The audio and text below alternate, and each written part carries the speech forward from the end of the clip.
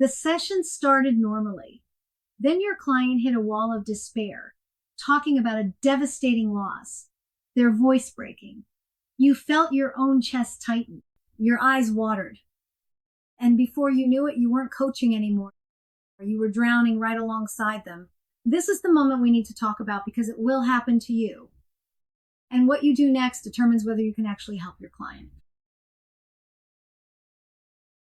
Here's the thing about that pull toward your client's pain. It's completely natural.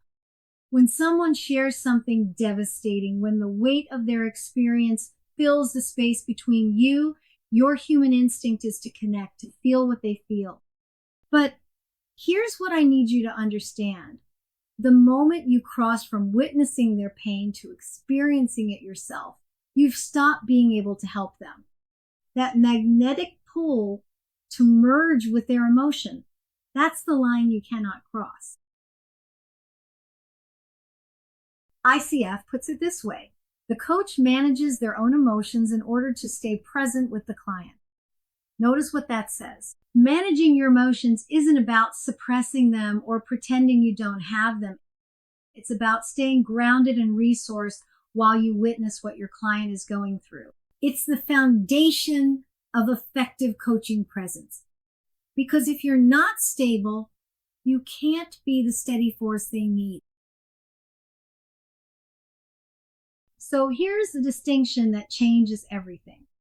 Empathy stands on the outside and says, I can see what's happening, and I'm going to throw you a lifeline and help you get out. Sympathy is, I see what's happening, and I get it, and I'm going to get in there with you because I know it's bad, and it's bad for me too. So now we can both drown. You see the difference? One keeps you on solid ground, where you can actually help.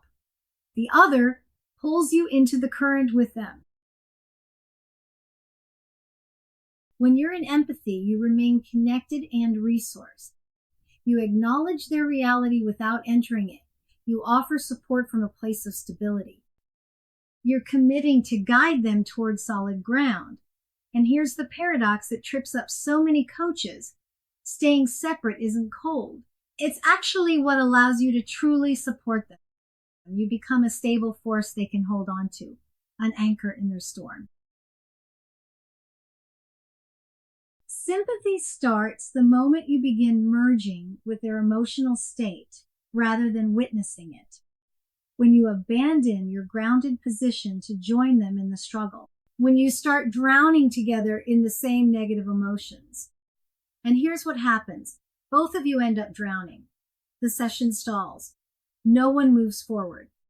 That's not helpful for the client.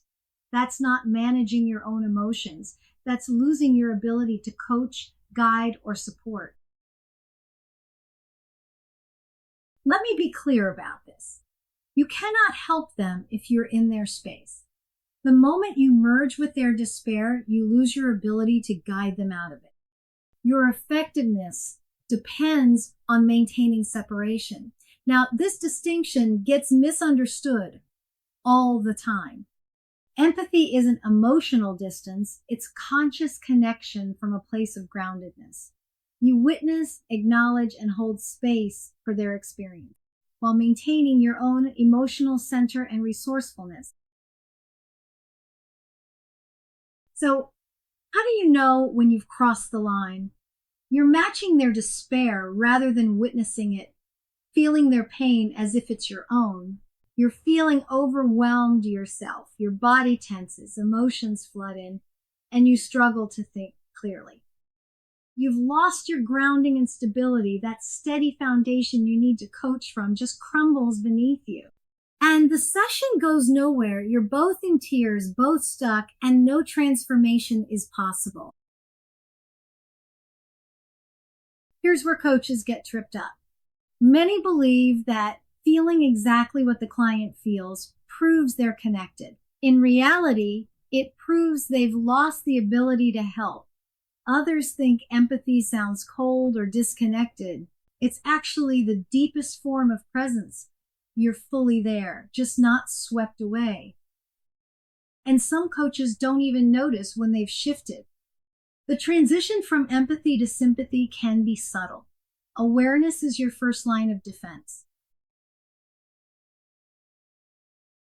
So remember this. Empathy throws a lifeline. Sympathy drowns with them. Your stability is the gift that allows transformation to happen. When you remain grounded, you remain able to help. Your stability becomes their anchor. So that's the downward spiral. When clients pull you into their despair, but clients can also pull you in the opposite direction when they're spinning, escalating, winding up. What do you do then? Let's go there.